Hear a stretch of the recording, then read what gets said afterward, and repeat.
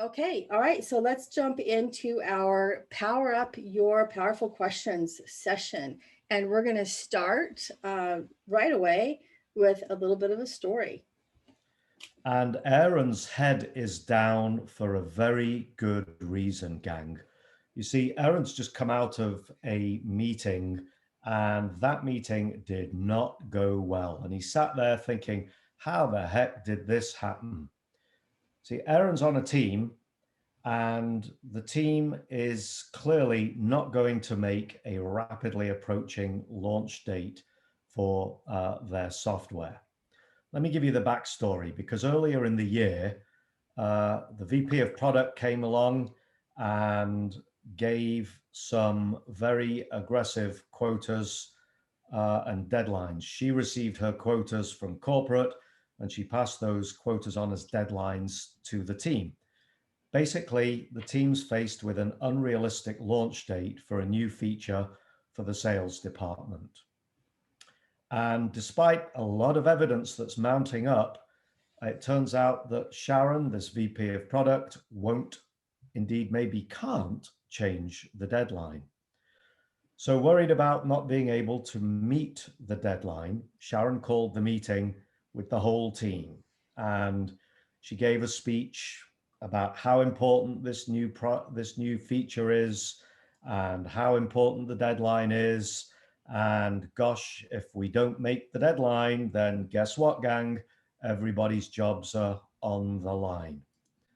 So in the meeting, of course, Sharon tried to be a good leader and praise the team. And in particular, she's praising the team lead, a fellow by the name of Matt. Turns out that June, the architect on the team, interrupted, complaining that Matt, the tech lead, hadn't been following the architectural and design standards that the company requires. So we've got Matt, the team lead, on the one hand. We've got June, the architect, on the other hand, and they are at odds because June claims that although Matt is very fast and is going the extra mile, Matt's lack of standards and adherence to standards is causing extra work and is causing quality control issues. So naturally, in this meeting in front of Sharon, the VP, Matt gets defensive, right? Saying, yeah, well, I am cutting corners and moving fast because June's designs are too heavyweight for what we need. So Aaron sat there listening to all of this go down. Aaron knows that he's got to deal with the deadline placed by corporate, Sharon. Aaron knows that June, the architect, is making good points about architecture, quality control, failing, and so on and so forth. But he also knows that Matt, although his work is causing a high percentage of fails test, is also correct because Matt needs to move quickly. But the technical debt is mounting because of this, and the team is facing a refactoring scenario as the deadline looms. Now that we hear June's side of the equation, we're worried about the longer term issues. We've got performance concerns, we've got security concerns, we've got testing concerns, all looming. So the team has got their own challenges and sees the challenges, but they're not vocalizing the challenges. So true to form in the project meeting that Matt just came out of, the team didn't talk at all. They just sat there. They just listened with their arms folded, looking knowingly at each other across the table with disgruntled looks. So Sharon ended the meeting. Everyone left the room. Aaron is now faced with what does he do next? He is at a loss. So you've all got the scenario. We've got June, the architect, who needs to drive heavyweight architecture, at least from June's point of view. We've got Matt, who knows we're falling behind. We need to move quicker. We've got Sharon, the VP, who says, this is the deadline. You've got to hit it. And guess what? Jobs could be on the line if we miss it. So think on. And we've got Aaron wondering, what the heck do we do next? And how did we even get here? Does anything about this scenario feel familiar to anybody on this call? Something for you to think about as we chat. Can you relate? How many Who'd like people are to? actively living this scenario right now? Right. Okay. So thanks. It looks like that was Tim speaking up. Thanks for speaking up, Tim. So Tim said actively living it right now. So which aspects are you living? Some of it, all of it? How's it playing out? Talk to me. Yeah, I think this is relatively, I think it probably could differ depending on, we've got several folks on the call here representing different teams and departments. It might play out differently for where you are. And it's kind of like a consistent balancing act between, you know, as we call it, like the iron triangle in terms of like quality or defects, features, and tech debt, and so on and so forth. That's kind of playing out here. And how you solve this really can differ based on the context of the problem that you're working on and the people that you're working with, right? Absolutely. Thank you. Would anybody else like to weigh in? Yeah, I think the expectations are also something that's really hard. So you have Sharon, who's the VP that just wants to get it done. You have, you know, the dev team who knows they can't get it done, and then you have product who and architecture who are wanting to get it done the most idealistic way possible, right? So all of that's kind of converging into, you know, where do we go from here, right? And yeah, that's a pretty typical thing from from what I've experienced. Yeah. Yeah, it is pretty typical. So as the world becomes increasingly competitive and change comes at us faster and faster, we know that learning how to move through crises and deadlines and complexity is becoming more and more critical. Let's move to the next slide. And, you know, we're trying to use these agile frameworks. We're trying to, you know, move towards business agility and make these this ability to respond to change. It's a very complex situation. And just like William was saying, in addition to this complex situation and a changing market, every issue that comes up and every individual that's involved is unique.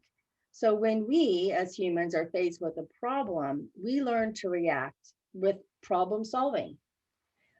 We often fall into that trap of providing solutions, however, too soon, or we allow our personal biases to show up, maybe in the heat of the moment, or making these decisions too soon, simply by reacting to these complex scenarios that we're trying to unpack and lead our teams through.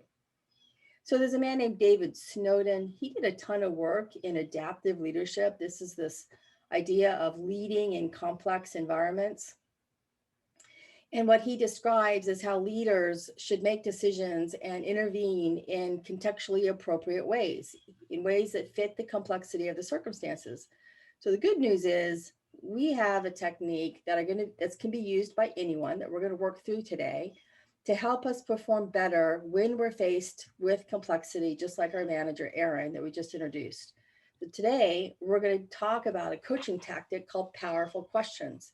It can help us perform better in these complex scenarios, to respond rather than to react.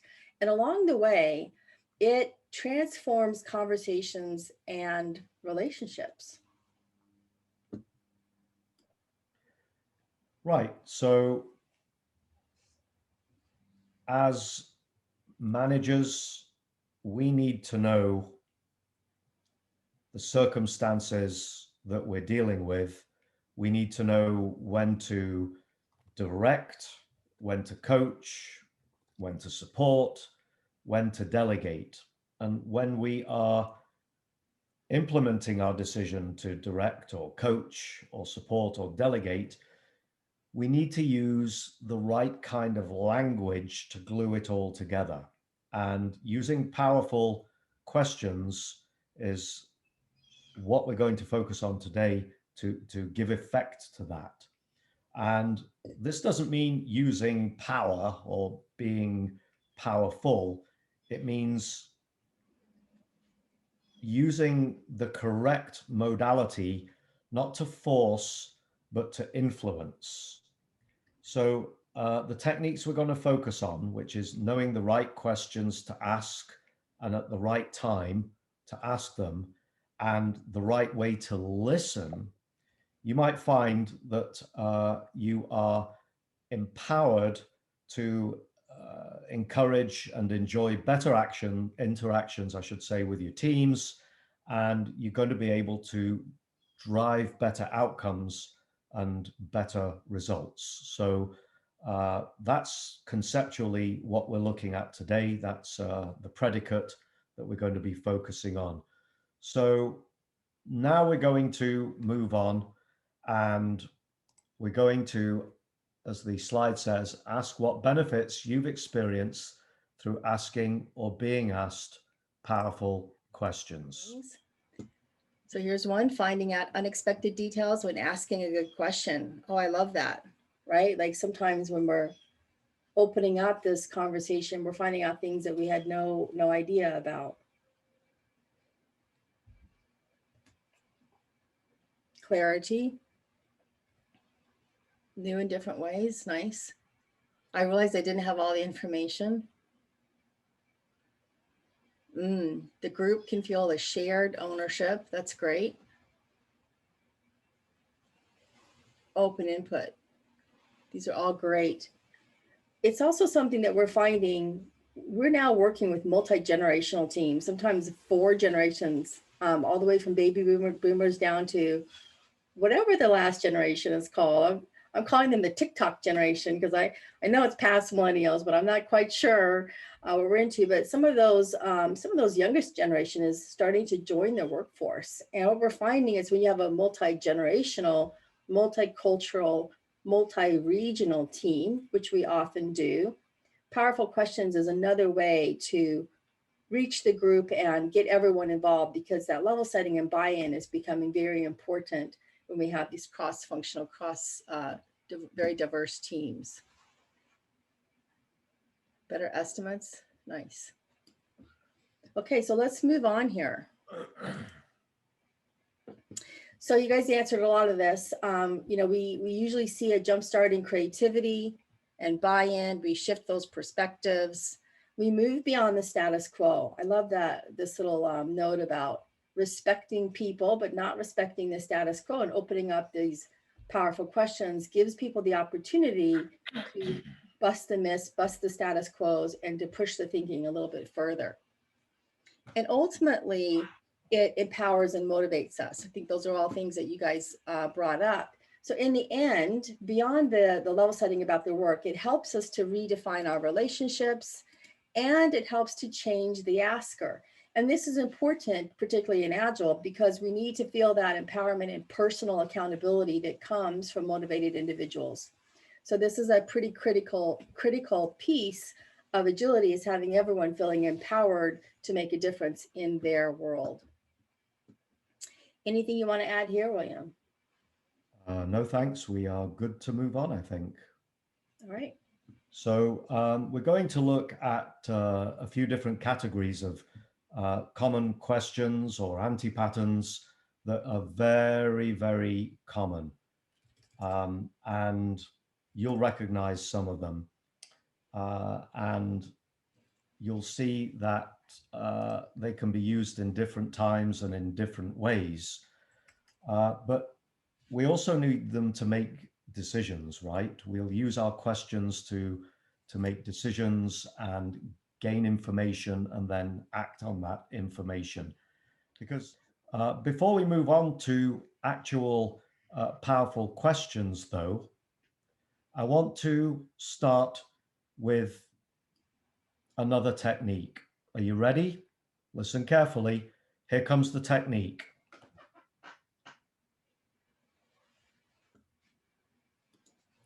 It's the power of the pause. I just want to make sure that everybody understands that as managers, we need to know when to be actively listening. And part of that requires us to actually say nothing and open our ears. The pause is a very powerful technique. And in Agile, we have an awesome opportunity to pause and listen baked in, don't we? It's the team retrospective. And it's the intentional event that's designed to have us inspect, listen, and use the power of pause. So I just wanted to socialize you all to that before we move on to our first powerful question scenario, the binary yes, no. And the closed question is very common. It's where you, the questioner, are couching your question in such a way that really somebody answering yes or no is really the only answer. So here's a closed question. Could you do something to improve the quality of your code? Well, yes, I could. But could you think of alternative questions? What happens if we try and rewrite this question in a more powerful way? Let's move on. Could you do something to improve the quality of your code? Is very yes, no. But that how could you improve your code? What options might be available to us to improve code? Tell me about a time when code quality was high. All of these are much more open-ended questions where we're using how or what. How would you? What options are available to? Tell me about a time. Does any of that kind of make sense for you? How would you ensure code quality here? Those would be very powerful questions that we could use. And there they are. So I particularly really like the idea of, focusing on 3 aspects. That's kind of like using the ranges, right? So if you're finding yourself moving into a yes, no, you can easily correct with a follow-up question. So it's funny, this is it seems simple, but in practice, it's actually pretty hard to do. And you can leave here and start practicing with your family and your team, and you'll see how often it sneaks into our conversation. I really like that idea of maybe using a range or using those 3 options.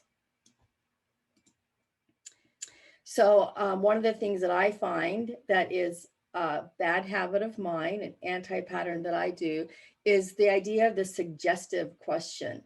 And that's when you ask a question, but you're answering the question as you ask it. So is anybody guilty of this besides me? Or you're saying, what do you want to go out to eat? What do you want, Mexican or Italian? Has anybody ever done that where you're answering your own question? So we call this a suggestive question. There's lots of different ways this can take form. Unlike a rhetorical question, which is pretty blatant, right? People often know we might be asking a rhetorical question. There's a lot of nuances in suggestive questions. And so sometimes it can even be categorized as clean language, being very specific and intentional about our words so that we're recognizing our own biases that might be coming through, or our sort of subconscious way of implying a solution that we want to see versus keeping it completely open-ended. So when we think about suggestive questions, we want to reposition ourselves to come from the space that the other person is just as knowledgeable or just as experienced as we are, and that we're giving them that space to answer, and also even to be wrong. So we want to move these questions into a teaching moment, teaching for us as well as for them. So we want to use these opportunities to step back, be really intentional about our language, and open them up. So let's power up this question. So we've talked about that Aaron situation. We talked about Aaron's thinking about how to approach Matt with that low level of quality because he's being that hero developer. He might come across, a teammate in the hall, and this is a pretty rough meeting. So, he might want to check in on how they're feeling. So he might say something like, hey, how are you feeling after that meeting? Are you discouraged? Because it's reflecting how he's feeling, right? So how would you power up this question? How would you change this meaning? That's nice. That's a pretty neutral question. What are your thoughts? What stood out to you? How do you think it went? How do you think the team will react to these deadlines? So that one's interesting.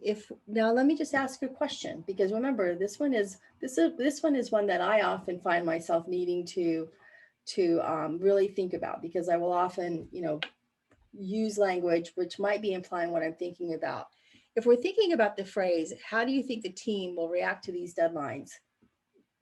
Being a receiver of that question, do you sense a bias in the wording now that we're looking at it? Does anybody sense a bias?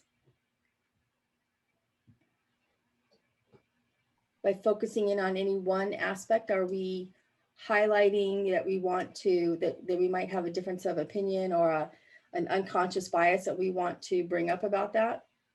Or is it just as it's neutral? tough when you're talking about something like deadlines, right? Like if you're asking what you think about those donuts, that might be more that's positive for everybody, right? And no one generally loves deadlines.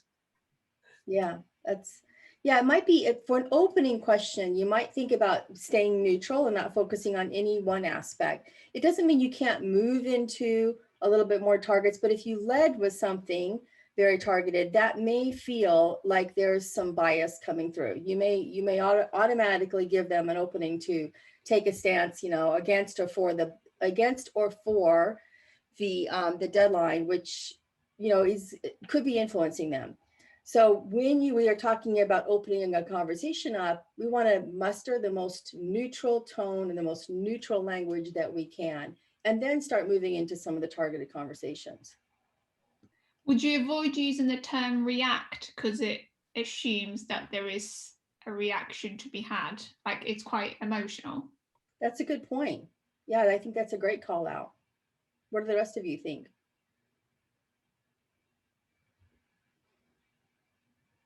Coming from that neutral space, I think that's one of the areas, right? And often I might check in with somebody who I'm working with to really check on my language or check on my biases that might be coming through, particularly if I feel like I am upset or I have a strong opinion about something. So that's a way to kind of check in. I think that was a good add. All right, let me move on here. So we talked about, you guys really kind of hit it here. How are you feeling after that meeting turning into, would you be willing to share your thoughts? If they were to go on and talking about some of their grievances or complaints, you might even ask them, would you be willing to bring these ideas or these grievances up in your retrospective or with the team, right? So letting them unpack some of the issues or grievances that they might have if it turns into, having their opportunity to air some of their grievances. And then ultimately, one of the pro tips that we can suggest is just saying things like, what's on your mind, right? If you are at a loss or you're feeling you're at a point where you can't quite be neutral. Today, we're practicing a couple of these opening questions that can just be neutral no matter the situation, just asking what's on your mind. And then one of the things that we can watch for when we're thinking about this clean language, anytime we notice ourselves saying things like, should you, could you, are you, if the other word is you, then think about rephrasing that, coming back and stepping back into just a touch more of a neutral place. It's a small nuance, but it can make a big difference. Any adds on this? So this is a shift, right? In communication styles, this is a shift of moving from what we might call an expert mindset to the advisor mindset. So just moving back and forth, that contextual leadership that we were talking about, and finding ways to turn these opportunities into ways to understand more about what's going on.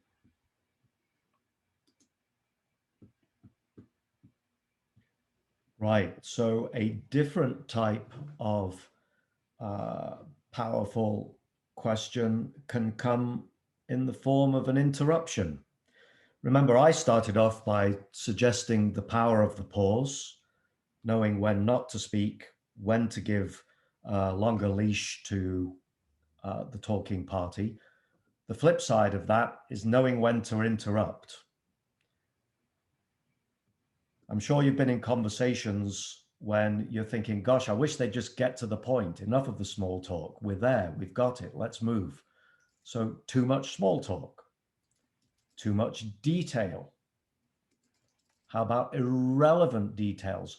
When any of these are popping up, it's time for you to think about an appropriate way to interrupt so that the group, the people don't lose focus, or we're burning time, because we all know time is money, and refocus them back to what's important. This is especially the case if somebody's talking about a third person or gossiping, right?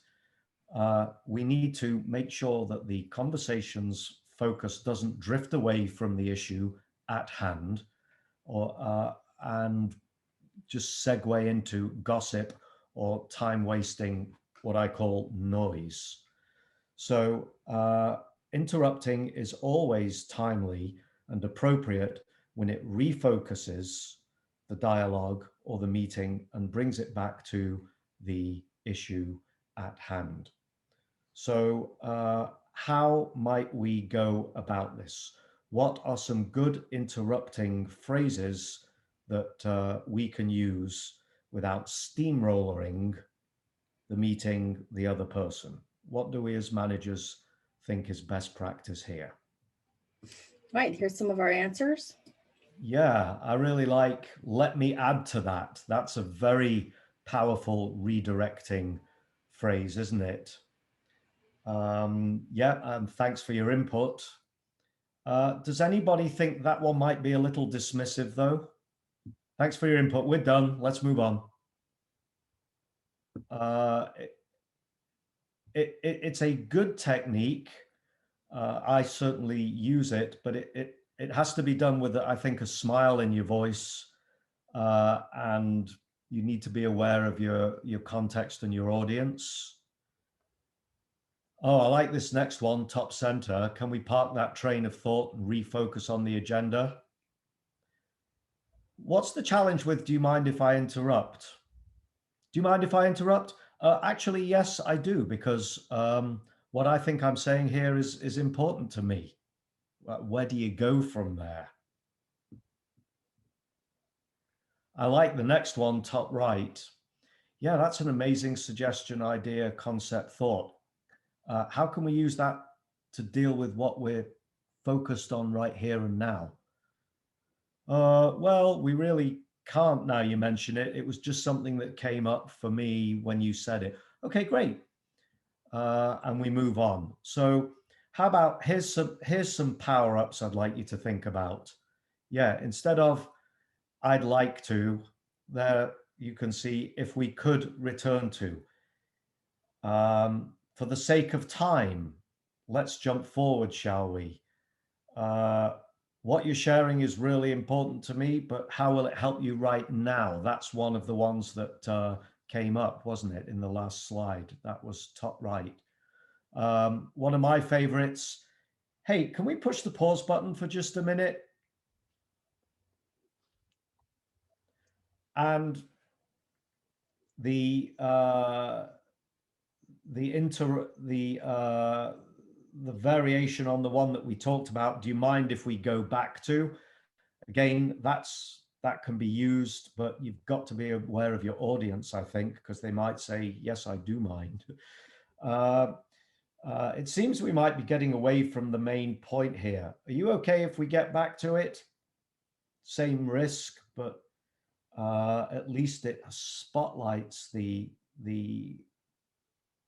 challenge that you might be drifting.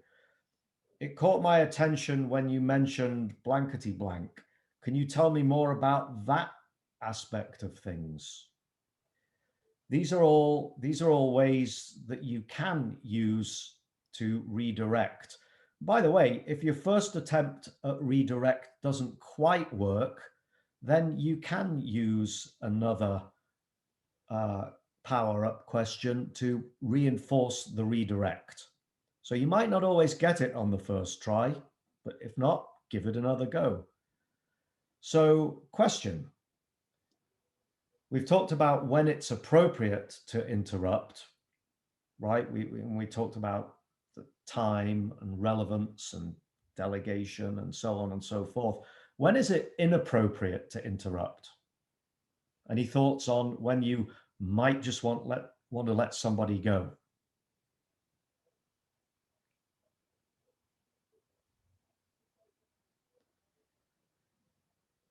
I'm June.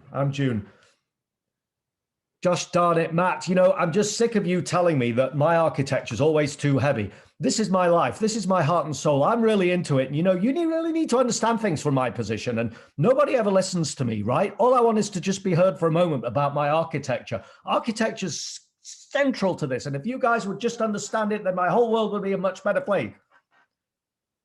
I'm venting. Sometimes you need to just let people vent for a moment. Yes or yes. Can somebody give me some other examples beyond emotional outbursts?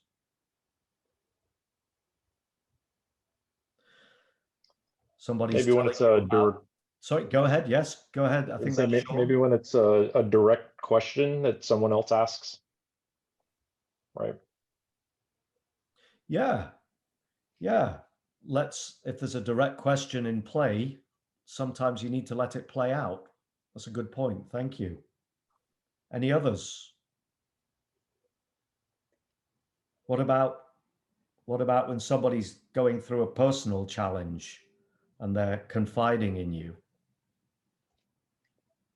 Man, I went and had my COVID test and I'm really nervous about it. I don't know what the result's going to be. I know that I've been on a volleyball team with somebody who supposedly had it. I'm worried. Would you interrupt them? Or would you let them go? What do you think? Depends if you think they need reassurance or not. Yeah, the whole concept of agile is about team, right? And feeling safe. If we go back to our overarching agile principles, yeah? How would that person feel if you said, yeah, well, that's very interesting, but I want to get back to this particular line of code that's been bothering me? How would you feel? Yeah. Also useful just to allow more timid members of the team just to speak if they're not accustomed to it, right? Let them go. Let them, let it go to it. Encourage them. Tim, that's a really great point. Thank you for surfacing it. We're not all endowed with the same listening skills and the same oratorical skills, the same personality drive. A lot of Tim nailed it. We have a lot of team members who are quieter by virtue of genetics, right, Tim? Yeah, thank you so much. So think about when it's time to pause and listen, when it's time to interrupt, how you interrupt, the way you interrupt, and whether your interrupt has been successful. And if it has, you back on track, on focus. And if it hasn't been, think about layering on again without destroying the sanctity of safety that all agilists need to have around them. Great, thank you. Some good discussion points there. Julie, let's move on. Okay, so thank you for those. Those were really good insights. So let's think about the why question. Is asking why ever a problem? And if it is, why would why be a problem?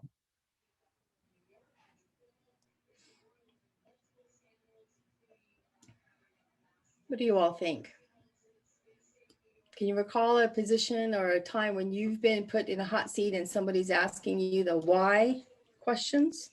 I think you're pretty much inherently assuming that someone is mindfully or purposely doing something when you ask them why, and not leaving it open to other options or other possibilities.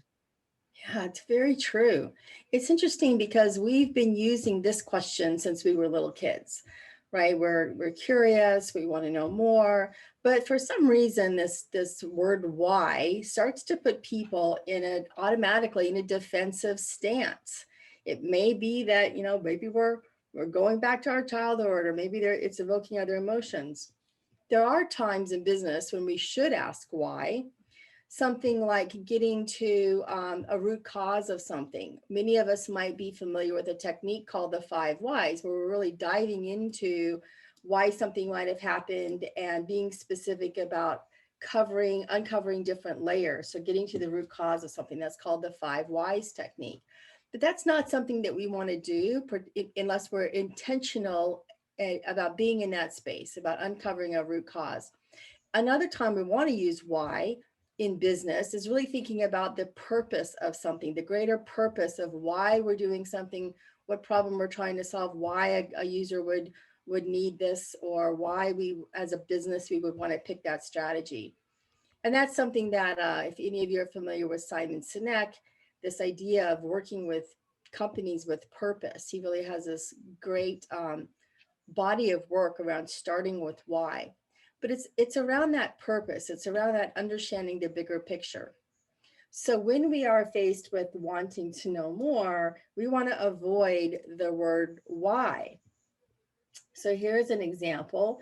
We're thinking about Aaron. We're thinking about the team blaming others, not calling Matt on his rogue code and some of the other things that were happening in that scenario. So we might want to ask them, well, why didn't you mention this issue in the retrospective? Maybe as somebody who's trying to lead this team, I'm frustrated because the team isn't having those candid conversations and the opportunities that they have. And I just really want to understand, like, we've got these events, that are designed for feedback and we're working as a team. So why didn't you bring this up earlier? How might you rewrite a question like this? So that's a very good point. Would you feel comfortable raising this issue in the retrospective? I love that. That gets back to that safety question. Do you think it's important to bring this up to the team during the retro? Let's unpack the language there. This is something that we might have covered already in the powerful questions, thinking about that neutral stance, going back to our suggestive questions.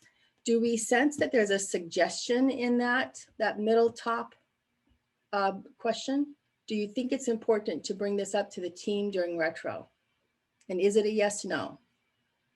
Let's start there. Let's think about our first anti-pattern. What would you say if and this is why we do this anonymously, so that we're not picking on anybody, but it just illustrates sometimes how difficult thinking about turning these conversations into these open-ended questions, how difficult it can be, and why we want to practice getting into our natural language. So go ahead. So Julie, William here. So do you think this is important to bring this up at to the team during retro? I could just answer, no, I don't think it's important. And then as someone who's trying to stay in that neutral stance, I might respond with something like, could you tell me more? Could you help me understand your point of view? Right? So even if you find yourself, oh, I just led with a yes, no, or with a suggestive question, just immediately pull back and try one of your open-ended questions that we're practicing here today. Same thing with that question on the upper right. Could we have avoided this issue? Yes, no. Somebody could just answer yes, no, and then shut down. But it's also, again, putting a little bit of bias, a little bit of suggestion in that language. So if we're leaning back and we're being that curious cat and evoking the most neutral, tone that we can take, some of those might be really a good opening. Like, how can we get the teams to support this? Would you say that's something we can learn from? It's just getting them to feel a little bit more safe, a little more comfortable in the conversation. And then I like this. Is there a reason you haven't felt comfortable to bring this up previously? So it's another good probing question where I might use that a little bit further in the conversation after I've opened it up in a neutral space just to hear more about their issues, about feeling comfortable about speaking up. Or maybe they're not, maybe they're new, maybe they don't understand some of the forums that we do have to speak up. Or maybe, I don't know all of your teams, maybe your teams are not using retrospectives, but you could use some other kind of feedback session to open these up. If you're not all doing Scrum or using retrospectives, or your retrospectives have gotten away from the purpose of, you know, examining behaviors and processes, it might be a good indicator, if you're hearing these things, that you might want to reset on some of those principles and events that are there to get feedback and to encourage this team checking in on their own behaviors. Anything you want to add there, William? No, thank you. That was very, very well played. I thought great questions. Yeah, so if you find yourself, you know, moving into that where you're feeling like you're getting some defensiveness from the other person, this is where our situational awareness comes into play. Immediately try to pull back with the how or the what questions, right? Like anything at all to come back to that neutral space. And then one of the things that you can do as a little tip to get people to open up is to use mirroring. Has anybody ever heard of the phrase mirroring in communication?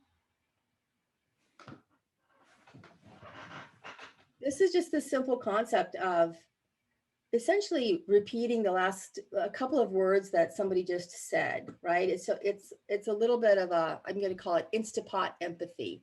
It's showing them that you're actively listening. You're starting to really focus in on the things that they're saying. And so just thinking about a couple of words that they might have just said, and we call that mirroring, right? There might be ways that you can also, when we get into our extended exercise here, thinking about leaning in or pulling back, you know, using your body language if you're virtual to get them to open up more. And so, William, do you want to demonstrate mirroring with me for a minute? Mirroring? Yes, I'd love to demonstrate mirroring with you. Okay. Well, I'd like to have a chance to talk to the team today about how they're feeling about that meeting. Yes, that would be interesting. I think their feelings are important. Okay, so maybe you could help me set up a conversation and we could role play how we might open that conversation up with the team. Role playing with the team. I hadn't thought of that. That's a good idea. How might we go about that? Nice. And so you can see what William's doing. He's actively listening to the things I'm saying. He's just pulling a couple of words out, and he's just using a natural language pattern to turn those into some questions. So this is a technique that you can practice at the grocery store, at home. Now, typically the people around you, they might catch on once, especially if you explain to them what you're doing. But it's a really fascinating experiment you can try in your own life, just to see if practicing mirroring helps people open up. And you can always follow up with, tell me more, something like, tell me more about that, or any other open-ended question that gets them to really think about opening up. Opening up, that seems to be central to this theme today. All right. The old magic question. Yes, yes. So we are often asked, is there a silver bullet, a magic question that solves all of this and gets me where I need to be with this one question that I can memorize and have at my auditory fingertips at a moment's notice? And this is actually, we call it the magic question trap, because there really is no magic question that helps you do this with a one-size-fits-all approach. It's contextual. And by that, I mean, you as managers need the ability to understand the dynamics that are at play, know your audience, know what you need to achieve, know what success looks like in your communication, by asking the right kind of power-up question that's appropriate to the person and the circumstances. So yeah, there it is. That there is no magical question. The power up muscle needs to be exercised if it's to become effective, and that means you have to practice it, right? So let's see if we can come up with some phrases, questions that will encourage dialogue in the context, the agile context of safety. Yeah. So can you tell me more about that? I really like that. That's very open, very powerful. Would anyone like to get their point across? That gives time and space. Love it. Yeah, what can I do to help? How simple but effective is that in the right circumstance? Love it. What do you think? Very powerful. Very powerful. So the thing I like about this is they're taking different words to give effect to the same approach, right? You want to make sure that you don't keep using the same words over and over and over. So let me understand you. Let me understand you. Let me understand you. Kind of gets grating on the ears after a while, right? So there you can see some good and better approaches. We avoid the I, me. We vary the response. And guess what else we do? We remember tone. Well, I understand that. I understand that. I understand that. Great. Tell me what's on your mind. You see how a bit of tonal variance shows that you're much more engaged and encourages the listener to respond. And as folks in the management position, this is what you need to be on the quest for at all times. Nice, some excellent questions there. I think we can move on now, Julie. Okay, so we're going to start moving into the second part of our practice today. So we've talked about the scenario. We've started, bringing up some of the nuances in our powerful questions. So in a minute, we're going to give you a chance to really exercise them. So these are just some guiding principles overall. If you haven't heard of the good intent, it's called, or the prime directive, really, it's something that we use in Agile quite a bit. And it's just a reminder to each other, to ourselves and each other, that we want to assume good intent, that we assume that people wake up every day wanting to do a good job, that they want to do their best, and they're not out there trying to sabotage or make things worse. Sometimes our emotions can get in the way of things, or frustrations, or just, learning how to practice clean, what we call clean language without judgment, these neutral tones. But we want to assume good intent.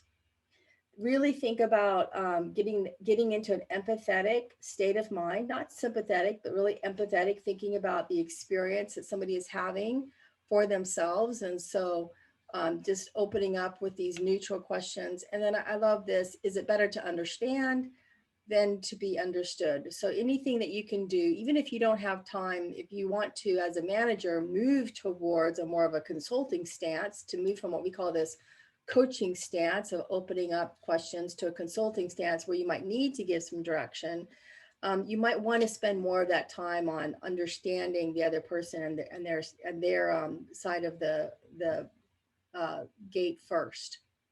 And then I like these, again, coming from this coaching stance now as a manager or a lead, just thinking at this point, do I need to let it happen, or do I need to make it happen? And this goes all the way back to that contextual stance. There may be times when you don't have the luxury of time, or something is a more critical scenario where you have to make a decision. Right. One of the great things about, agility is that even if you make a decision that doesn't feel as fruitful as you wanted, you get to revisit your decision and make changes every time you move into something like a sprint iteration or a new cycle. But as a contextual leader, we want to constantly be thinking, is this something I can let happen, or is this something I need to make happen? So just keep that in mind as you're thinking about how to approach each of the contexts that come up and the individual that you're working with. Okay, and William mentioned this is the power of pause, particularly online. There is a lot of magic in creating some space because sometimes it takes people some time to go off mute, you know, gather their thoughts, speak up, wait for somebody else to say something. So I will often count to 8 in my mind slowly when I'm asking a question of a group, so that I'm allowing that sort of reaction time to happen. I think Tim was mentioning people who might be a little more introverted, who need more time to, you know, answer questions or to contribute something. But then there's also that interaction online, that going off mute, waiting to sense if somebody else is speaking. It's much harder virtually because in a room, you can kind of sense the energy. You sort of automatically know when somebody is about to speak, but on Zoom that can be more difficult. So people tend to, you know, stand back and not speak as much. So there's a lot of power in the pause, as William mentioned earlier, and just being okay with some silence, much longer than it is in face-to-face interactions. So just keep that in mind.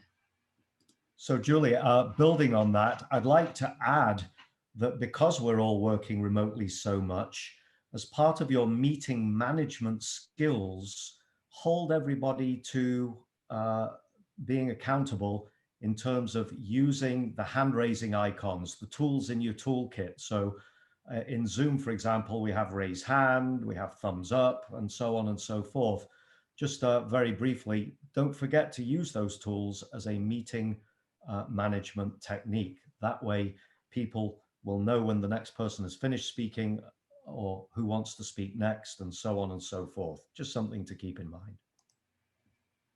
Thanks for that. Any other ads from anyone?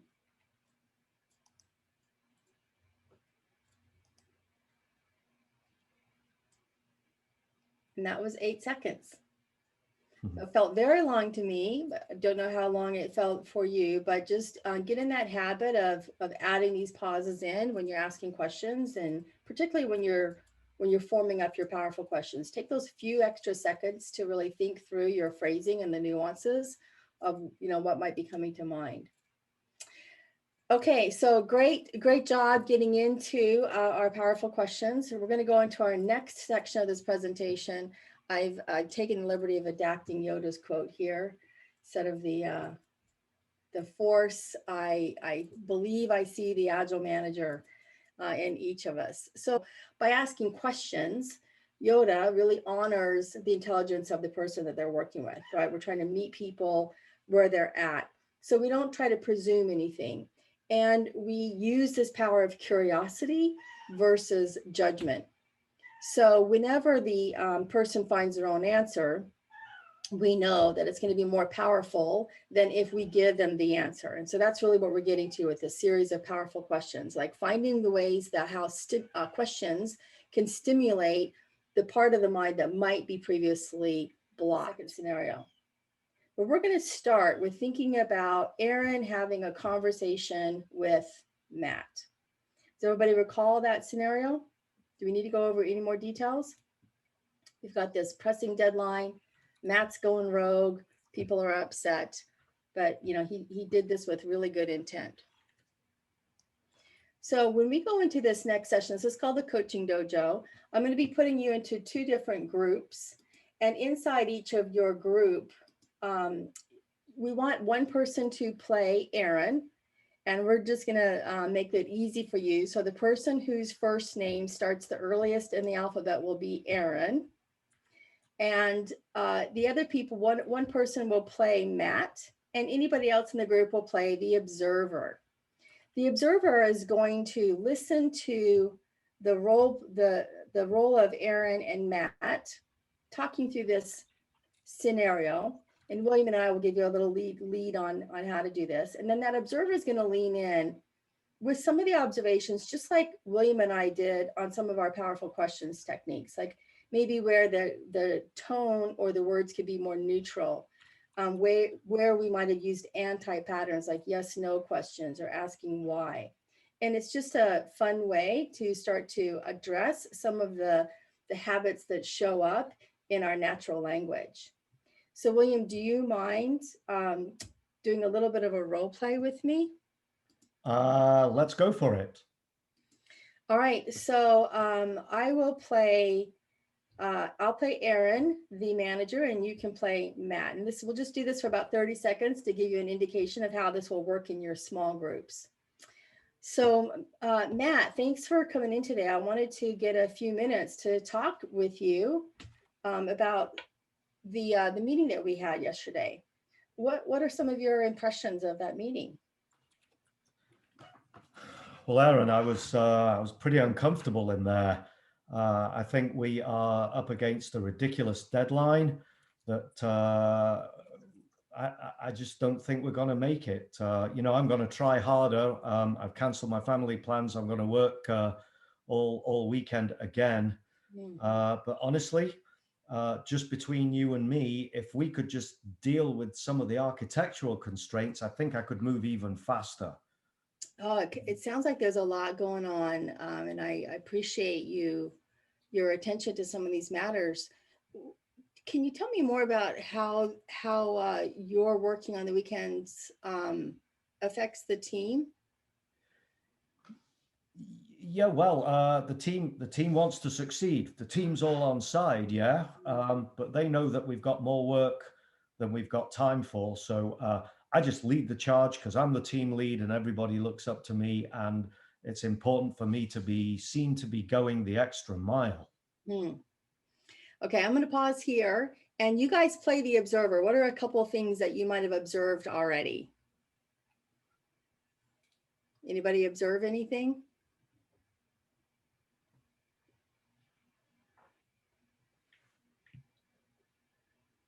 I kind of it was a little bit of a suggestive question. I was, kind of thinking like, oh, how can I open this up and not lend my bias to his going rogue and how it affects quality. So I recognized what I was doing. Did anybody recognize that? It was a little bit of a suggestive question versus a more neutral question.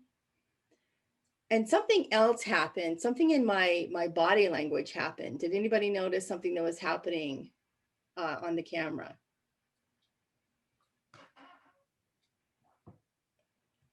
Go ahead, Sean. I think I saw you go off mute. Were you going to say something? Yeah, I mean, you seem to lean in when you're trying to be a little more empathetic. I did lean in. However, I was also embarrassed because I made a mistake in front of you guys and I started to smile. And so here I'm trying to have a sort of a serious conversation, and I tend to smile when I'm uncomfortable. And so I caught myself smiling, and that made it worse. So I was leaning in to try to make that approach, but then my smiling during this difficult conversation might have diluted my conveying the message. So that's what we're going to do. Just spend a couple of minutes role playing, and then a couple of minutes with the people in the group, just doing those observations, and be as candid as you can. I know we're not all pros at role playing, but this is just an example, just a fun little example to use to start practicing some of our open-ended questions. Okay, welcome back. So how did that feel? Awkward. Yeah. Tell me more. I was saying in my session that I don't think when you're having these conversations, you're normally so intentional about your questions. You just get into the chat without maybe realizing what your questions might feel like. So I was like particularly thoughtful about what I'm going to ask, and the topic is obviously alien to me, so it was hard work. Good for you. Thanks for trying it. Who else? Did you have any surprises?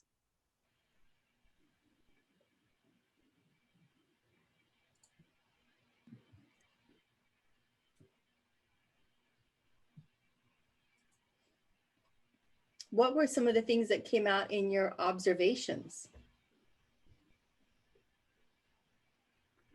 I think one thing we talked about was how you deal from a manager standpoint. How do you deal with a scenario like this? And do you deal with it individually with each of the individuals, or do you get them all together and discuss it? with all of them. And then, of course, your questions might be different based on whether you're talking to one individual or many. That's a great question, particularly when you're working with cross-functional teams and agility. We often use the retrospective as a way to unpack team behaviors. But there are some times, you've got, in this scenario, there's quite a conflict brewing. You may have a high-performing team that feels comfortable with these topics, but there seemed to be enough friction in this scenario that this wasn't something they had been talking about in the retrospective. So we're taking the stance that the manager probably wants to understand more about what's going on individually before he brings this up or has the scrum master or somebody else bring it up in the team meeting. But that's a very, very, very valid question.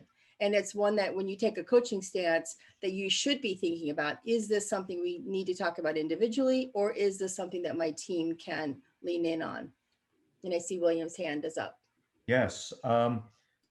One concept that was starting to bubble up for our team was this. It's a good idea to know the direction you want to go in the interaction before you start the interaction.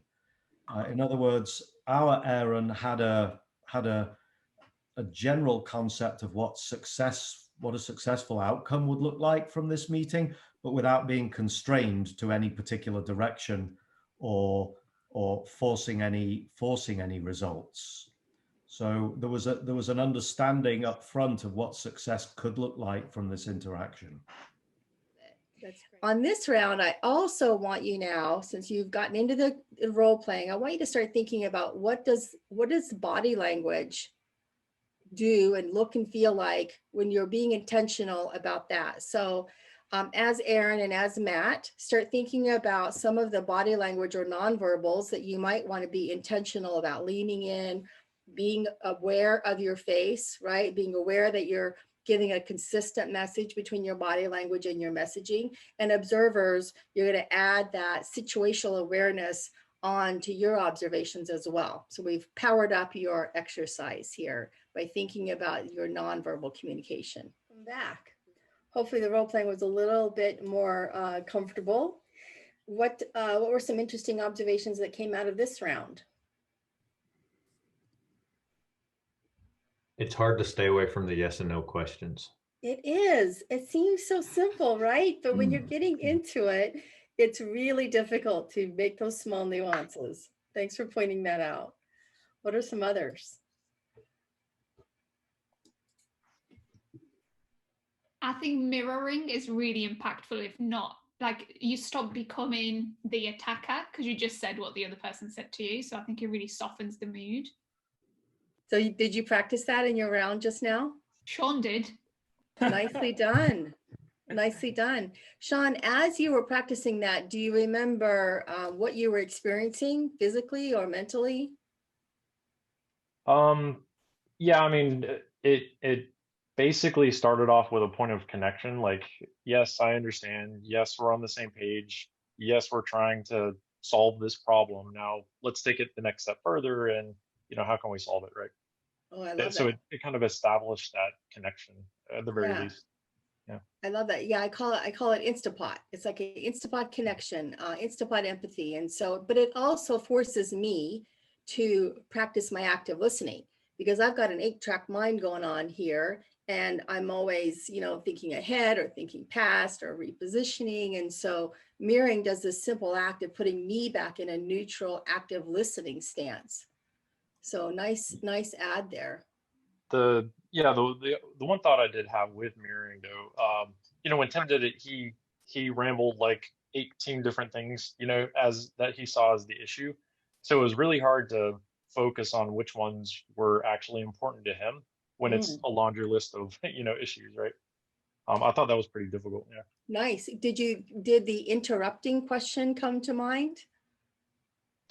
It did, but there were all very valid points. So, yeah. So how might we anybody speak up here? Because when you're in the heat of the moment, it's really difficult. But when that's happening and people have really valid points, what's a phrase that you can use to get them to focus in? Yeah, I think to Sean's point, in this case, I was actually taking more of a vent approach. I definitely put like the full on like angry developer hat and and just kind of let it go. So it was definitely a challenging one. Yeah. That's important, right? Because again, this is a pretty realistic scenario, but there was a lot going on because we live in these complex worlds, and you do have a lot of geographically dispersed teams and people from different regions. So it wasn't intentionally focused around Fanatic's world, but this is a very realistic scenario for most companies. And so learning how to pull some of these open-ended questions out of your back pocket and use them appropriately is a skill we want to practice. So yeah, and then exactly what you're saying, being situationally aware that maybe this person just needs to vent. So that might be something that we all bring into our follow-up, is practicing some neutral, curious, interrupting questions. So that could be something that we bring into our next conversation. So when you've got a group, when they seem to be going on, or oftentimes when we're online, we want to encourage, the chit chat and the closing the psychological distance. But at some point you need to interrupt that and bring Julie, people back to the conversation. I've got you. I got that point. That's a good point. I got you. Nice. I like it. And what was happening? You were leaning in, you were using a hand signal. So tell me about any of your experiments with the body language. Were you able to add in that extra power up? I'm going to say to my team, yes, you did. And I'm going to put you on the spot, and let's say, Sean, tell us what body language you were using and how you were using it.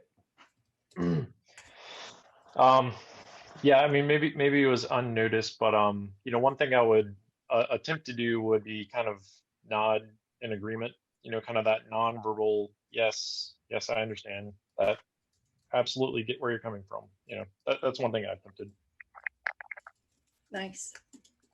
Apparently I leaned my head to it at some point. So yeah. So I'm gonna show you a little experiment here. Right now, I'm actually looking at myself on my Zoom strip, right? And we tend to often look at ourselves. So sometimes when I'm training, I try to put my Zoom images away on my other monitor. I have quite the little command center here. Now I'm going to switch my eye focus to my camera. Now I can't see your reactions at this point, but what does that do when I switch my eye focus to the camera? What happens to you? I feel like you're talking to me now and not to somebody else. Very hard to do as the sender of the message, because I can't see your reactions or your faces. And so what you might want to do in your Zoom is practice that and putting that strip right below. If I'm having a one-on-one, for example, with William, I'm putting William's image in Zoom directly below my webcam. I have a separate webcam, and I'm trying to do that so that I can look into the camera and maybe lean back and glance to watch his body language. But particularly when we're working with remote teams and we have to have these one-on-one conversations that might have some emotions or complexities to it, that could be something that you might want to intentionally practice as well. What am I doing right now? What am I looking at right now?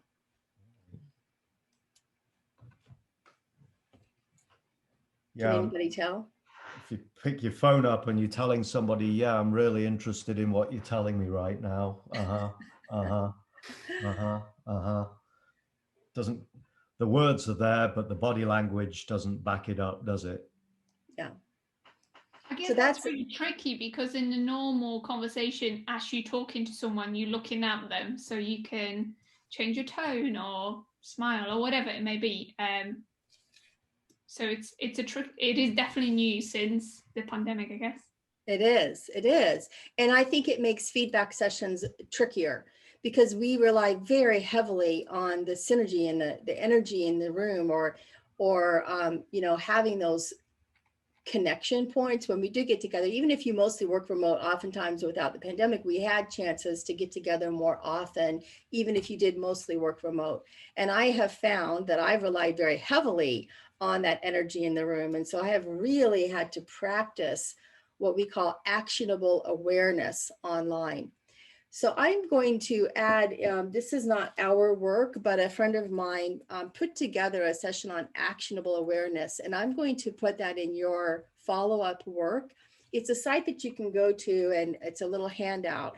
And it's on this concept of actionable awareness, about not making judgments about what we see, but just making observations about what's happening on the camera.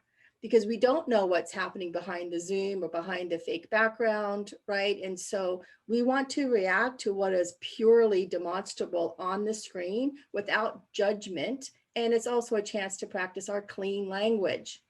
So I'll send that as a follow-up. I think it's a nice follow-up to this conversation. All right, anything else on this? Okay. So we're going to move on now. We've got in this deck, you're going to get this deck. There's a whole nother scenario, and we would encourage you to practice the Coaching Dojo. We're not going to have time to do that today, but this is built out so that you can get together as a group and continue to reinforce this for yourselves. You'll find that by practicing it when the stakes are low, you'll be more comfortable doing it when the stakes are high, because we often don't have these types of conversations. We don't practice these conversations.